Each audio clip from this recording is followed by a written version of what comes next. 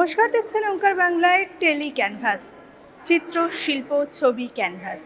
এই নিয়েই আমাদের এই বিশেষ অনুষ্ঠান। আমি মিহিকা রয়েছি আপনাদের সঙ্গে, আর আজকে আমরা চলে এসেছি একাডেমি অফ ফাইন আর্টসে। চলছে দুজন শিল্পী অঙ্কিতা দে ভৌমিক এবং শিল্পী দীপশিখা রাহার একটি চিত্র প্রদর্শনী। তাদের দুজনের কাজ একেবারে অন্যরকম, আর সবচেয়ে বড় যে কথা, দুজনের কাজের শুরুর চিন্তা থেকে কাজের আউটকাম দুটো একেবারে অন্য মাত্রার। অর্থাৎ এই যে দুজন শিল্পী, তারা নিজেদের কাজকে একেবারে আলাদা সত্তা দিয়েছেন, আর এই নিয়েই তাদের এই প্রদর্শনী, এই চিত্র প্রদর্শনী সত্তা। চলুন সত্তার শিল্পীদের সাথে আমরা সরাসরি কথা বলে নেব। আমাদের সঙ্গে রয়েছেন শিল্পী অঙ্কিতা দে ভৌমিক। পেছনে তার কাজ বেশ কিছু অলরেডি আপনারা দেখতে পাচ্ছেন, একেবারে অন্য ধাঁচের কাজ, অন্য স্বাদের কাজ, খুবই ইউনিক বিষয়টা। তো এই নিয়ে একদম সোজাসুজি আমরা শিল্পীর সাথেই কথা বলে নেব। নমস্কার অঙ্কিতা দি, ওঙ্কার বাংলার পর্দায় আপনাকে স্বাগত। প্রথমেই যে প্রশ্নটা করবো, মানে আপনার কাজ দেখে মাথায় আসছে, এগুলো বেসিক্যালি কি মেটেরিয়াল দিয়ে করেছেন? এগুলোতে প্রথমত বেসটা হচ্ছে প্লাইউড, ঠিক আছে, তার উপর আমি কার্ডবোর্ড, তারপর কিছু ক্লে, তারপরে হচ্ছে নানা রকম পাথর, স্টোন, বালি অ্যান্ড নানা রকম ওই টিস্যু পেপার, জাল, এগুলো দিয়ে কাজ করা। নর্মালি যেগুলো পড়ে থাকে বাড়িতে সব সেই মেটেরিয়ালই ইউজ করা হয়েছে। মানে এরকম একটা ইউনিক আইডিয়া মাথায় কোথা থেকে এলো? পেন্টিং বহু বছর করেছি, ঠিক আছে, তো পেন্টিং করতে করতে কী হয়েছে, মানে একদম মনে হচ্ছে যে ব্যাপারটা একঘেয়ে ব্রাশ কালার, তো তারপর মনে হয় যাতে রিলিফের কাজ করতে শুরু করি। তো রিলিফের কাজ যখন করতে শুরু করি তখন এতটা 3D এফেক্ট দিয়ে আমি কাজ করতাম না, তখন মোটামুটি একটা হালকা 3D এফেক্ট রাখতাম। তারপরে মনে হলো যে না, এবার একটুখানি আরও প্রপার ওয়েতে বিল্ডিংগুলো যাতে বোঝা যায় সেরকম একটা কাজ করবো। তো তারপর থেকে এটা অ্যাকচুয়ালি লাস্ট 1 year ধরে এই জিনিসটা করছি। এত অন্যরকম একটা কাজ, সেটা দেখে যারা দেখতে আসছেন দর্শকরা, তাদের রিয়াকশন কেমন থাকছে? সত্যি কথা বলতে তারা সত্যি প্রচুর মানে অ্যাপ্রিসিয়েশন করছেন আমাদের, এবং বলছেন যে এই কাজগুলো মানে ভালো হয়েছে, ভালো লেগেছে। এবং আরেকটা জিনিস, সেটা আমার কাজের ক্ষেত্রে যারা বলছে যে একটু অন্যরকম, তো এই জিনিসটাই অ্যাকচুয়ালি আমার খুব দরকার ছিল, যে একটা কাজ ভেঙে নতুন একটা কাজের ঘরানা তৈরি করা। তো সেই জন্যই অ্যাকচুয়ালি আমি এটা চেষ্টা করেছিলাম নতুন কিছু করার। তো হোপফুলি সেটা সবার ভালো লেগেছে। না, এই কাজগুলো দেখে কাজগুলোর পেছনে লুকিয়ে থাকা গল্প শোনার লোভটা একেবারেই সামলানো যাচ্ছে না। তো সেই গল্পটা আমরা এবার একটু শুনবো। প্রথমে এটা যেটা দেখতে পাচ্ছি, এটা তো মনে হচ্ছে বেনারসের ঘাট। না, বেনারসের যতগুলো ঘাট রয়েছে তার মধ্যে মেইন কিছু ঘাট নিয়ে আমরা এই কাজটা করেছি। যেমন আসি ঘাট রয়েছে, এটা হচ্ছে দ্বারভাঙ্গা ঘাট আছে, তারপরে এখানে আরও বেশ আছে, চেতসিং ঘাট আছে, সবকটি ইম্পর্টেন্ট ঘাট, মণিকর্ণিকা ঘাট আছে এখানে। তো সবকটি ইম্পর্টেন্ট ঘাট আমি সামনে আগু কিছু করে পুরোটা রাখার চেষ্টা করেছি এর মধ্যে। হঠাৎ বেনারসের ঘাট নিয়ে এত ইন্টারেস্টদের বেনারসের প্রতি ভালোবাসা কোনোদিনই কমবে না। তো সেই জন্য ফার্স্টে মনে হলো যদি কিছু স্কাল্পচার এরকম টাইপের বানাই তাহলে আমার মনে বেনারসি ফার্স্ট। তো আমি বেনারস দিয়েই স্টার্ট করেছি। হোপফুলি এরপরে আরও বিভিন্ন রকম জায়গা, যেখানে ইন্ডিয়ার মধ্যে বা বাইরে এরকম ভালো ভালো লোকেশনে কাজ করার ইচ্ছা আছে। স্টার্টিংটা বেনারস অলওয়েজ। বেনারসের পর এবার যেগুলো এগুলো, সেগুলোর গল্প একে একে শুনবো। আমার অ্যাকচুয়ালি পেন্টিংয়ে আসার পর মানে যেটা আমি আমার এই টাইপের কাজগুলো আসার রিজন একটাই, আমার বাড়ির স্ট্রাকচার খুব পছন্দ, আমি খুব পাহাড়ে ঘুরতে ভালোবাসি। তো সেখানে যখন যাই তখন দেখি মানে খুব কালারফুল বাড়ি, মানে ওইগুলোই মনে হয় যেন এক একটা ক্যারেক্টারের মতন মানে রোল প্লে করে। তো আমি ভাবলাম যে আমি যদি বাড়ি নিয়ে কাজ করি, দেখুন আমার পেন্টিংয়ে বা কাজে কোথাও কোনো মানে গাছ বা কোনো মানুষ, কোনো ফিগার কিন্তু নেই, পুরোটাই বাড়ির ওপরই করা। এবার প্রত্যেকটা বাড়ির এক একটা ডিজাইনই হচ্ছে ওদের যে মানে এটাই এক একটা ক্যারেক্টার। লাইক এগুলো যেমন ধরুন যদি আপনি ভাবেন এটা চোখ, এটা মুখ, মানে আমি ওই জিনিসটাকে অ্যাজ আ ক্যারেক্টার ভেবে আমি প্রত্যেকটা ডিফারেন্ট টাইপের করেছি, যাতে এইটাই মানে বোঝাচ্ছে যে মানুষ বাড়িতে রয়েছে, সেইগুলোকে না দেখে আমি বাড়ির যে ক্যারেক্টার সেইটাকে বোঝানোর চেষ্টা করেছি। যে এই বাড়ির গল্প শুনতে শুনতে কিন্তু আমার একটা বেশ কৌতূহল জাগছে, সেটা হচ্ছে যে সংসারী মানুষ, সন্তানের মা, এত কিছু সামলে এতখানি মাথা খাটিয়ে এত ইনোভেটিভ কাজ করার সময় বার করেন কিভাবে? হ্যাঁ, এই যে ঘটনাটা আপনি বললেন এটা একদম সত্যি কথা। ব্যাপারটা হচ্ছে আমার মেয়ের বয়স হচ্ছে 3 বছর, ঠিক আছে। তো লাস্ট 2 years মেয়ে ছোটো, অবভিয়াসলি সেরকম কাজ আমি করতে পারিনি। তো এক্সিবিশন সেই অর্থে করা হয়ে ওঠেনি। তো এই যে এক্সিবিশনটা করলাম, এই নামটা যে আমি দিয়েছি সত্তা দ্য সাইলেন্ট ভয়েস, এটার মিনিংটাই আমি এইটা আমার ক্ষেত্রে রেখেছি, যে একটা মানে সংসার করতে গেলে অবভিয়াসলি একটা নানা রকম গণ্ডির মধ্যে তো থাকতে হয়, সেটাকে ব্রেক করে অনেক দিন পর আমি একটা কাজ করছি। তো এই যে সত্তাটা নতুনভাবে, আমি আগে করতাম 2 বছর করিনি, সবাই আমাকে বলতো যে তেন কাজ করছিস না বা এই ব্যাপারটা ছিল। এই যে নতুন করে আবার এটাকে করছি, এই জন্যই আমি এটার নাম দিয়েছি সত্তা, যে আমার মনের বা আমার যে অস্তিত্ব এখনও রয়েছে সেইটাকে দেখানোর জন্যেই কিন্তু এক্সিবিশনটার নাম আমি এটা রেখেছি। এবার বেশ কিছু কাজ আরও দেখতে পাচ্ছি, যেমন এই কাজটা দেখতে পাচ্ছি। এই কাজগুলোর মধ্যে এটার ওইদিকে আর একটা রয়েছে, সেগুলোর কালারটা একটু অন্যরকম, এর পেছনের কারণটা কি? অতিরিক্ত কালার নিয়ে আমি কাজ করি না, ঠিক আছে। আমার কালার প্যালেটে আপনি খেয়াল করে দেখবেন ব্রাউন, রেড, ইয়েলো অকার আর ব্ল্যাক অ্যান্ড হোয়াইট, এটাই আমার মেন হচ্ছে কালার আমি ইউজ করি। তো সেক্ষেত্রে যেহেতু এটা পাহাড়ি অঞ্চলে মানে দেখিয়েছি, তো পাহাড় নর্মালি ব্রাউন, ইয়েলো অকার এগুলো দিয়ে অ্যান্ড ব্ল্যাক দিয়ে দেখিয়েছি। আর পাহাড়ের বাড়িগুলো অ্যান্ড এই যে এই সমস্ত পোর্শনসগুলো, এগুলো অ্যাকচুয়ালি পাহাড়ি অঞ্চলে খুব কালারফুল হয়। তো সেইটাকে একটা কন্ট্রাস্ট করে আমি এরকমভাবে দেখানোর চেষ্টা করেছি। সাধারণ ছবির মধ্যে সত্যিই এমন একটা টেক্সচার ফুটে উঠেছে, যেখানে সেই পাহাড়ের গায়ের পাথুরে জমির টেক্সচার রয়েছে, আবার বাড়িগুলো অদ্ভুত সুন্দরভাবে ফুটে উঠেছে। আর সবচেয়ে ইন্টারেস্টিং বিষয়, এখানে অনেক রকম মেটেরিয়াল দেখতে পাচ্ছি, মানে প্লাইউড, আপনি যেটা বলেন প্লাইউডের বেস, সেটা ছাড়াও বেশ কিছু মেটালের মেটেরিয়াল মনে হয় নেই এখানে। এগুলো হচ্ছে ধরুন আমাদের এই ব্লিঙ্কিট থেকে যে আসে না কাগজ, প্লাস্টিকের ওইগুলো যেখানে ফল সবজি দেয়, সেটা ইউজ করছে একদম বাড়িতে। দেখুন এগুলো আইসক্রিমের স্টিক, ওকে। তারপর এগুলো ধরুন এই যে নর্মাল স্টিক, লাঠি, মানে সরু সরু কাঠি, পাথর, অ্যাকুরিয়ামের যে পাথরগুলো পাওয়া যায় সেই পাথর, বালি, ছোট বালি, আর কিছু টিস্যু পেপার আছে, এই যেগুলো ধরুন টিস্যু পেপার, এইগুলো দিয়ে কাজগুলো করা হচ্ছে। আচ্ছা, মানে কিভাবে অর্ডার, যে কোনো পার্সেল এলে সেই প্যাকেজিংয়ের যে কাগজটা, সেটাকে এরকমভাবে একটা জালের রূপ দেওয়া যায়। আর আইসক্রিমের কাঠিকে দূর থেকে, মানে দূর থেকে কেন, কাছ থেকে দেখেও মনে হচ্ছে পুরোপুরি যেন লোহার কোনো স্ট্রাকচার, কোনো মেটালের রড টাইপের। সত্যি অসাধারণ কাজ, মানে একেবারে জীবন্ত কাজ। তবে পরের ছবিতে যে বিষয়টা দেখতে পাচ্ছি, সেটা কিন্তু অনেকটাই কালারফুল, প্লাস একটু যেন মনে হচ্ছে রঙের খেলাটা আর একটু বেশি। এর গল্পটা, এটার গল্প একদমই আলাদা। এটা হচ্ছে মুম্বাইয়ের স্লাম এরিয়া, ওকে। তো স্লাম এরিয়ার ওপর কাজ আমি অ্যাকচুয়ালি, আমার যে সিরিজটা প্রথম যখন স্টার্ট হয় তার নাম হয় শ্যান্টি টাউন। মানে এই যে একটা বাড়ির ওপর একটা বাড়ি, তার উপর একটা বাড়ি, কিন্তু তারাও যে ওরকমভাবে রয়েছে এবং হ্যাপিলি রয়েছে, এই কালারটা কিন্তু তাদের হ্যাপিনেসটাকে বোঝা যায়। তাদের মধ্যে কোনো কমপ্লেন নেই, ঠিক আছে। আমরা এত কলকাতা শহরে থাকি, নানা রকম জিনিসে থাকি, তাও আমাদের মধ্যে কত কমপ্লেন, ঠিক আছে। কিন্তু এদের এরকম ভাঙাচোরা বাড়িতে থাকে, এই বাড়িগুলোর ক্যারেক্টারটা, এই হ্যাপিনেসটা আমি কালার দিয়ে বুঝিয়েছি। এর মধ্যে থেকেও তারা কিন্তু একসাথে আছে, আনন্দে আছে। পুরো মুম্বাইয়ে ইসলামে এরকম একদম নানা একটা বাড়ির উপর একটা বাড়ি, টিনের ভাঙাচোরা, এই জিনিসটা বোঝানোর জন্য আমি এইটা একটু কালারফুল করেছি। সাধারণ একটা শিল্পচর্চার সাথে যখন জীবনবদ্ধ একাত্ম হয়ে যায়, তখনই হয়তো শিল্প এতখানি বেশি জীবন্ত হয়ে ওঠে। মানে অঙ্কিতাদির প্রত্যেকটা ছবি অসাধারণ সুন্দর একটা গল্প বলছে, তাই আমরাও আরও বেশি করে গল্প শোনার লোভটা সামলাতে পারছি না, তাই আমরা আরও একটু গল্প শুনে নিই ছবি নিয়ে। আগে তো আমি ক্যানভাস দিয়ে করছিলাম, ক্যানভাস মানে হচ্ছে একটা প্রপার বর্ডার ছিল, ঠিক আছে। তো সেটা একটা বদ্ধ ব্যাপারের মধ্যে ছিল। সেই বদ্ধ ব্যাপারটা থেকে বেরিয়ে আসার জন্য আমার মনে হলো যে এবার এমন একটা এফেক্ট দিই যাতে চারদিক দিয়ে বাড়িগুলো বেরিয়ে আসবে। অ্যাকচুয়াল বাড়ি যেরকম হয়, ওটা তো কোনো শেপ মেনে হয় না, বা কোনো বর্ডারও থাকে না। তো সেই জন্য বর্ডার ব্রেক করে আমি বাড়িগুলোকে ডিফারেন্ট লোকেশনে সেট করেছি, যাতে জিনিসটা একটু অন্যরকম আর একটু প্রাণবন্ত হয়ে ওঠে। আর বেসিক্যালি আলাদা আলাদা স্ট্রাকচারগুলো, যেহেতু কোনো ক্যানভাস বেস ইউজ করা নেই, তো সেগুলোর আমি একসাথে ধরে রাখা কীভাবে? আমার এই পেন্টিংটার পেছনে একটা বড় প্লাইউড আছে, ওকে। এই প্রত্যেকটা বাড়ি আলাদা করে বানানো হয়েছে কার্ডবোর্ড দিয়ে।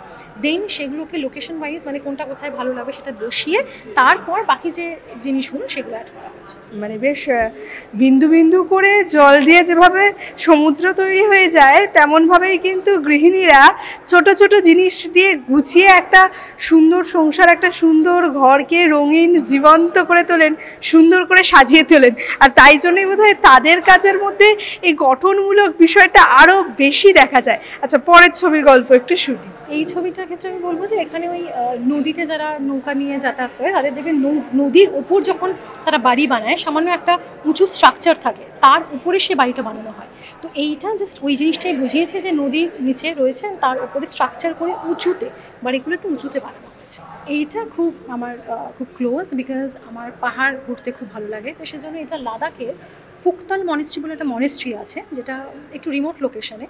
তো ওটা অ্যাকচুয়ালি পুরো এরকম গুহার ভিতরে ছোটো ছোটো কিছু মনেস্ট্রি রয়েছে, ওগুলো বহু বছরের পুরনো মনেস্ট্রি। তো সেইটা নিয়ে আমি এটা বানিয়েছি। এই পেন্টিংটার নাম হচ্ছে the duelling on the edge. এটার মানে হচ্ছে যে এটা অ্যাকচুয়ালি শহরের বাড়ির স্ট্রাকচারটা নিয়েছি লম্বা, কিন্তু বাড়িগুলো দেখুন একটুখানি গ্রামের বাড়ির মতন ছাউনির মতো দিয়েছি। তো এটা একটা মানে আমরা বলো না, মানে শহর আর গ্রামের মাঝামাঝি একদম এজে দাঁড়িয়ে আছি, সেইটাকে পুরোটা গ্রামের বাড়ি শহরের বাড়ি মিশিয়ে একটা দেখিয়েছি। অ্যান্ড দেখুন এগুলো যেন হচ্ছে মেল্ট করছে, লাইক একটা ব্লেন্ডিং হলে যেরকম হয় না, ব্লেন্ড হয়ে অন্য জিনিসে যাচ্ছে। তো সেই জিনিসটা বোঝানোর জন্য এগুলো এরকম তার করে দেখিয়েছি, যাতে জিনিসটা মনে হয় ব্লেন্ড হচ্ছে। এটা হচ্ছে লাদাখের, এটা কি মনেস্ট্রি বলে খুব নাম করা একটা মনেস্ট্রি রয়েছে, এটা জাস্ট সেটারই একটা ডিজাইন আমি এখানে দেখিয়েছি। এতক্ষণ ধরে যে কাজগুলো দেখলাম তার মধ্যে এই দুটো যেন একদম অন্যরকম, মানে এগুলোর একটু তাই শুনবো গল্পটা। এইটার নাম হচ্ছে ফ্র্যাগমেন্টস অফ শেল্টার। মানে আমাদের বাড়ি কিন্তু শুধু যে কার্ডবোর্ড দিয়ে বা এটা আমি দেখাইনি, কেন না দেখুন এখানে কি ইউজ হয়েছে, মাদুর ইউজ হয়েছে, খড় ইউজ হয়েছে, ঠিক আছে, যে বেতের যে এটা হয় সেটা ইউজ করেছি, আর কিছু কাপড় চট বস্তার কাপড় ইউজ করেছি। এটা হচ্ছে যে আমাদের বাড়িতে কিন্তু শুধু ওই জিনিসটা না, এই সমস্ত জিনিস থাকে। গ্রামের বাড়িতে বলুন, তারা কিন্তু এই সমস্ত মেটেরিয়ালসগুলো ওখানে পাওয়া যায়। তো সেইগুলো দিয়েই আমি এখানে দেখানোর জন্য, দূর থেকে দেখলে বুঝবেন যে এটাও কিন্তু একটা বাড়ির স্ট্রাকচার ক্রিয়েট করছে, দেন এটাও দূর থেকে মনে হচ্ছে একটা বাড়ির মতন দেখাচ্ছে। তো সেই জিনিসগুলো ইউজ করে আমি এটা বানিয়েছি। এটার গল্পটা একটু অন্য। এটা অ্যাকচুয়ালি শহরের ওপর বানিয়েছি। এটা বলছে যে আমাদের ব্ল্যাক অ্যান্ড ইয়েলোইশ হোয়াইটিশ কালারটা বোঝাচ্ছে হচ্ছে পলিউশন, ওকে, নানা রকম প্রবলেমস অ্যান্ড পলিউশন। এই মধ্যেও আমরা কতটা হ্যাপি রয়েছি সেটাই হার্ট বিটটা দিয়ে বুঝিয়েছে, যে আমাদের এই প্রবলেমের মধ্যেও যে আমরা কতটা হ্যাপি সেটা heart beat happy red colour এটা দিয়ে জাস্ট বোঝানো হয়েছে। আচ্ছা, এতক্ষণ ধরে বেশ রিলিফের ওপর কাজ দেখলাম, এবারে মানে বেশ ছোট্ট কয়েকটি কাজ দেখছি, কিন্তু এই কাজগুলো ওই দিকের কাজের স্ট্রাকচারের থেকে একদম আলাদা। তো এগুলো কি ম্যাটেরিয়ালের ওপর? এটা অ্যাকচুয়ালি পেজের ওপর করা, অ্যাক্রিলিক পেজের ওপর, তার মধ্যে পেপার, কিছু টিস্যু পেপার অ্যান্ড কিছু বালি, নানা রকম কালার, এগুলো মিক্স করে করা। এই সিরিজটার নাম হচ্ছে এক্সপ্রেশন থ্রু ইমপ্রেশন। এটা একটা অ্যাবস্ট্রাক্ট সিরিজ।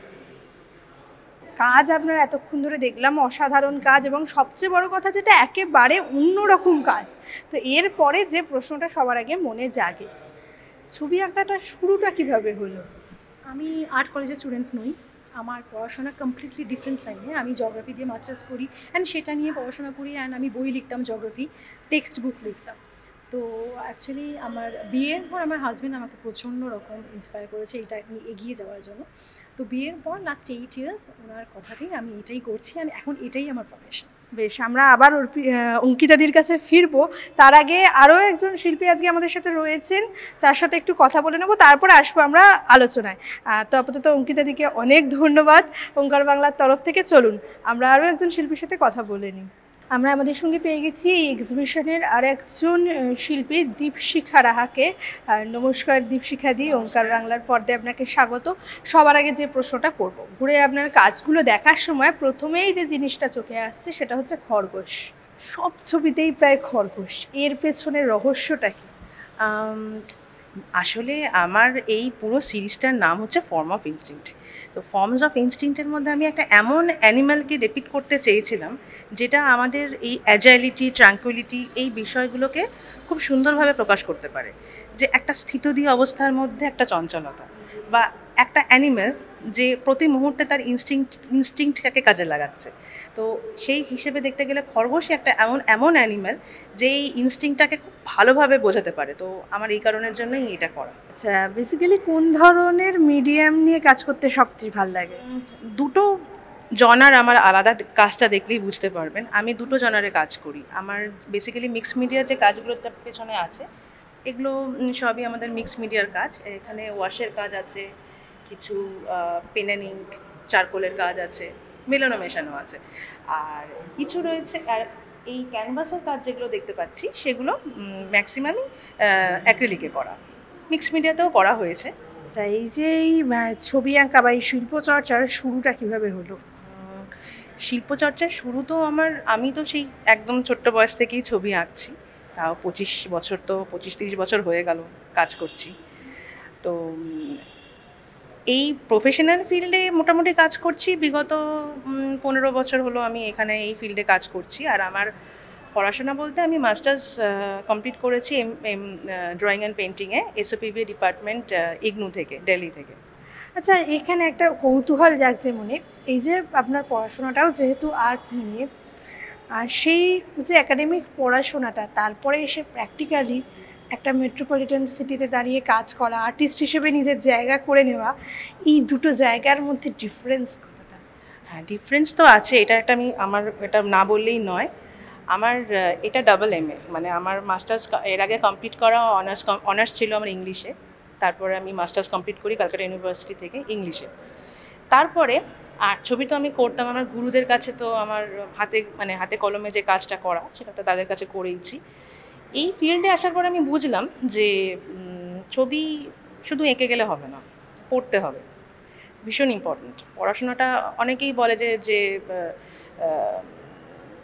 দরকার নেই, মানে প্রয়োজন নেই, কিন্তু আমার মনে হয় ঠিক কথাটা ঠিক নয়, প্রয়োজনীয়তা রয়েছে। কারণ বিষয়গুলোর সম্পর্কে যত গূঢ়ভাবে জানবো তত আমার সাইকোলজিক্যালি আমার কাজগুলো অনেক বেশি ওয়েটি হবে। তো সেক্ষেত্রে দাঁড়িয়ে আমার জানার ইচ্ছা আরও বেড়ে গেল। তখন আমি এই মাস্টার্স আমি ফের আবার নতুন করে আবার কমপ্লিট করি, দিল্লিতে গিয়ে থেকে আমাকে করতে হয়েছে।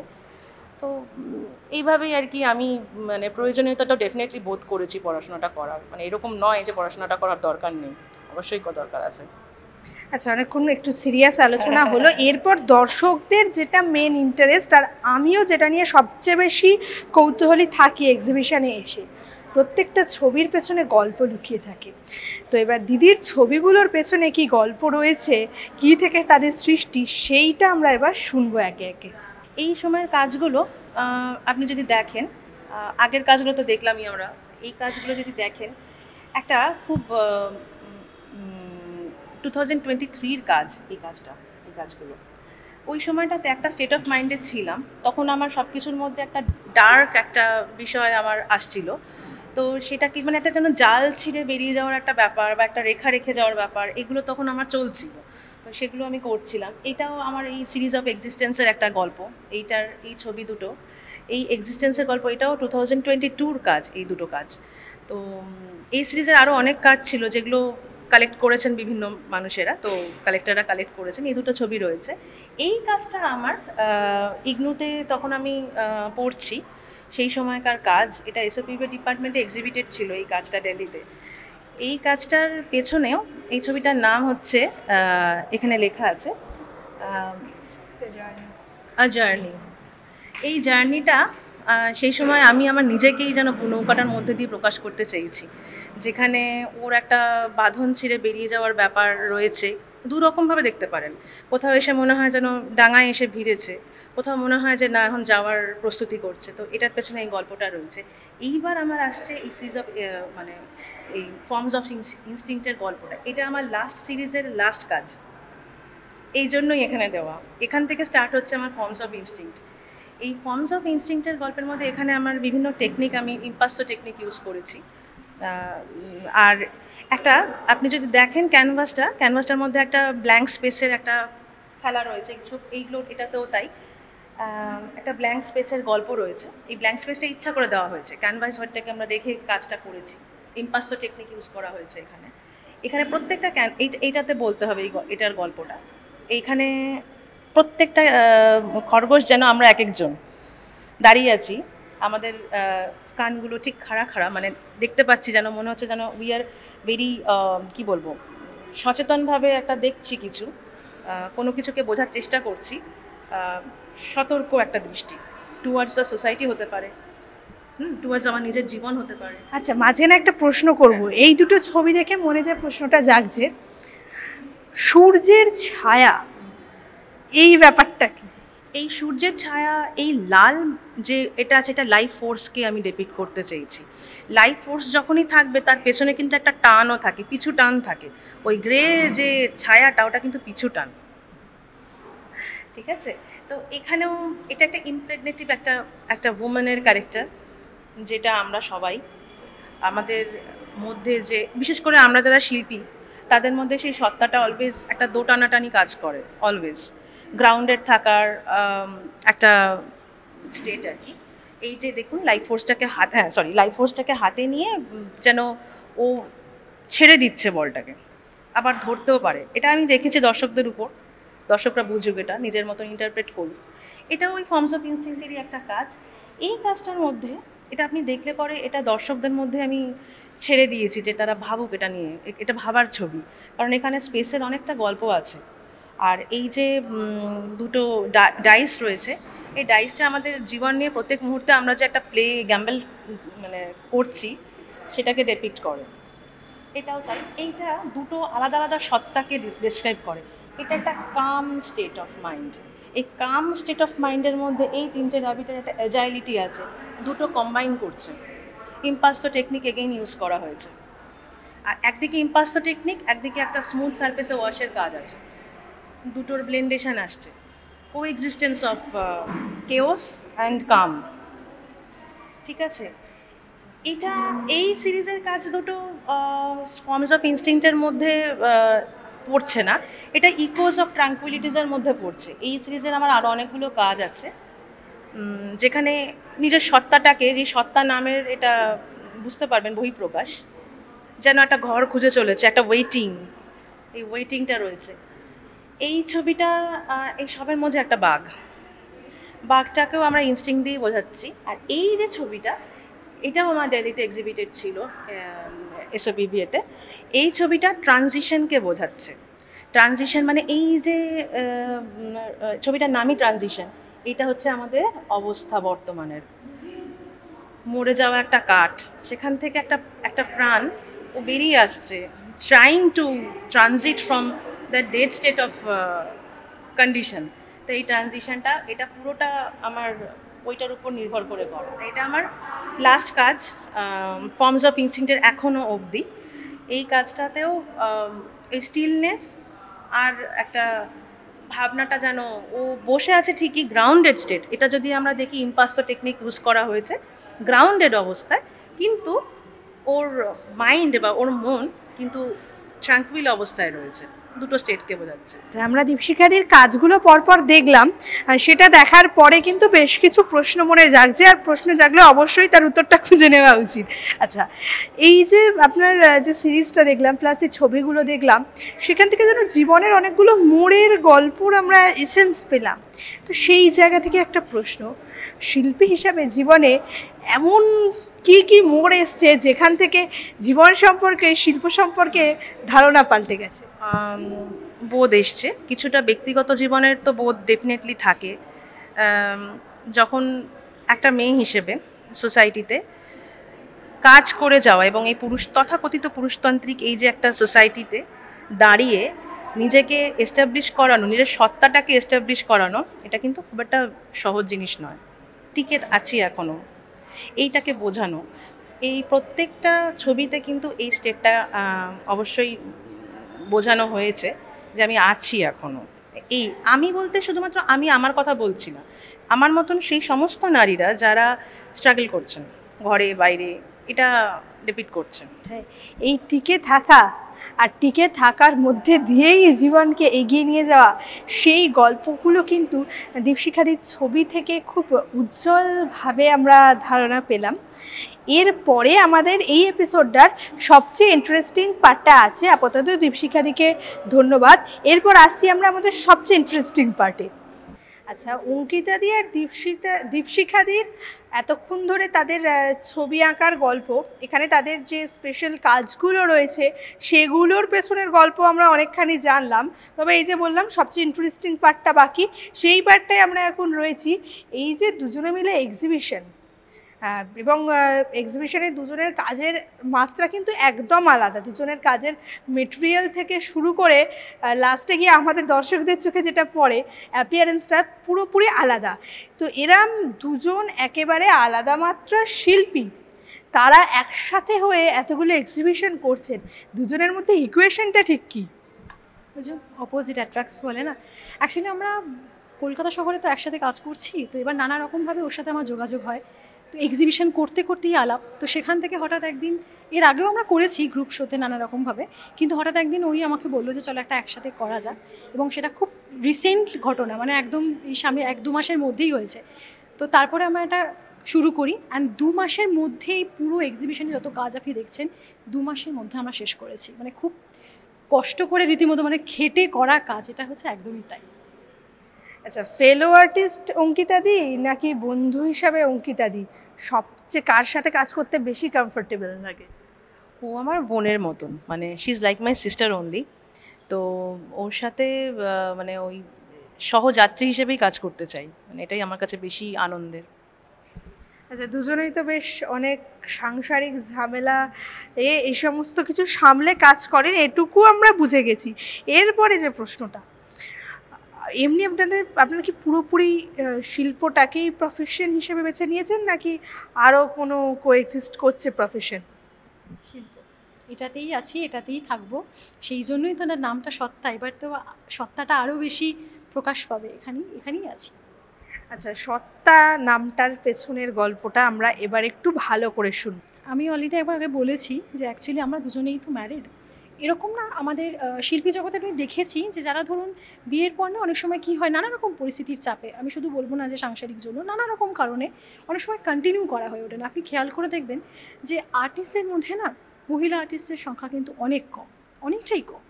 তো এই জন্যই না আমি ভাবলাম যে না, এবার এই যে জিনিসটা এটা আমার ক্ষেত্রে হয়ে আসছিল, মেয়ে স্কুল নানা রকম ব্যাপার থাকার জন্য, তো এইবার সেই জিনিসটা যাতে ব্রেক হয়, অ্যাকচুয়ালি আমরাও যাতে কাজ করতে পারি, যে সেই পুরনো যে কিছুদিন আগে কাজ করছিলাম মাঝখানে করতে পারিনি, নতুন করে কাজ করা, এই নতুন করে আবার জার্নি স্টার্ট করাটা, সেইটাই আমরা এখানে দেখানোর চেষ্টা করছি যে যাতে এটা হয়।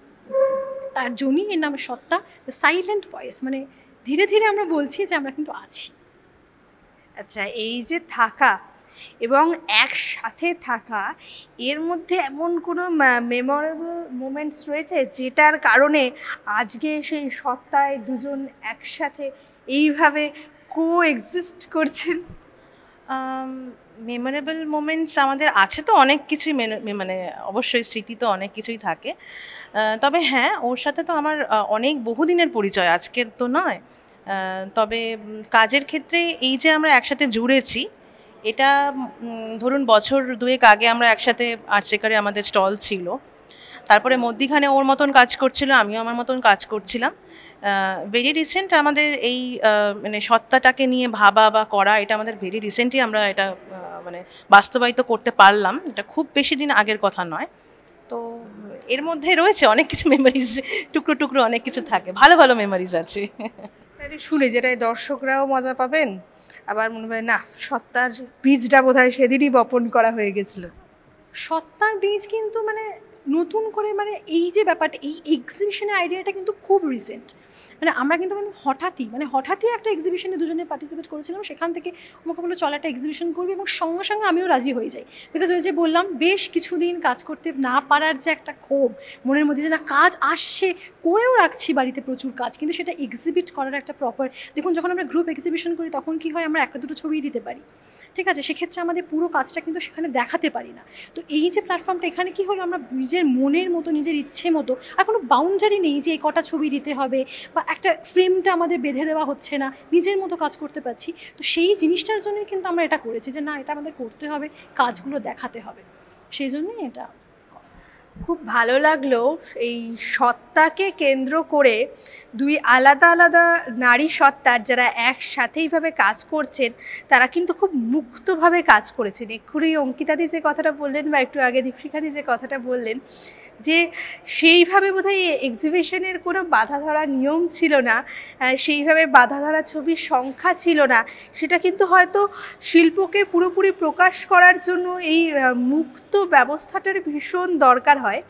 আমাদের আলোচনাটা বেশ জমে উঠেছে, বেশ আড্ডা গল্পর দিকে আমরা ক্রমশ এগিয়ে যাচ্ছি, আর বেশি এগিয়ে গেলে আবার বাঙালির আড্ডা তো সেটা শেষ হতে চাইবে না, কিন্তু এপিসোডে তো আমাদের সময় ধরা বাঁধা, তাই এপিসোডটা আমাদের সময় শেষ করতে হবে। আমরা এপিসোডের একেবারে শেষ পর্যায়ে এসে পৌঁছেছি, তাই শেষ প্রশ্নটা রাখবো দিদিদের কাছে, যে নেক্সট এক্সিবিশনের প্ল্যান কী? পরিকল্পনা আমাদের আছে এবারে সমগ্ররূপে বাইরে যাওয়ার, মানে কলকাতার বাইরে। তো আশা করি সেটা আমরা করে উঠতে পারবো, সবটাই নির্ভর করছে পরিস্থিতির উপর। তো চেষ্টা করছি, এখনই আমরা আগে থেকে কিছু ডিসক্লোজ করে উঠতে পারছি না, তবে ডেফিনেটলি হবে তো কিছু। অনেক ধন্যবাদ দীপশিখাদি এবং অঙ্কিতাদিকে। আজকের এপিসোডটা কিন্তু খুব জমজমাট এপিসোড তো ছিলই, তার সাথে একেবারে অন্য মাত্রার এপিসোড ছিল। শুধু যে কাজগুলো অন্যরকম সেটা না, এই কাজের পেছনের গল্প আর কাজের পেছনে সবচেয়ে বড় যিনি থাকেন, যিনি শিল্পী, তাদের গল্প সবটা মিলিয়ে এপিসোডটা একেবারে অন্য মাত্রা পেয়েছে। আর এই যে এই সত্তা, এই মুক্ত সত্তা, এই মুক্ত চিন্তা, এই নিয়েই আমাদের মনে হয়, আমার অলরেডি যা বলেছেন দিদিরা, তারপরে আমার খুব একটা বেশি করে উপসংহার দেওয়াটা একেবারেই সাজে না। তাই এখানেই আজকের এপিসোডটা শেষ করছি। সবাই ভালো থাকবেন আর দেখতে থাকুন ওঙ্কার বাংলা। নমস্কার।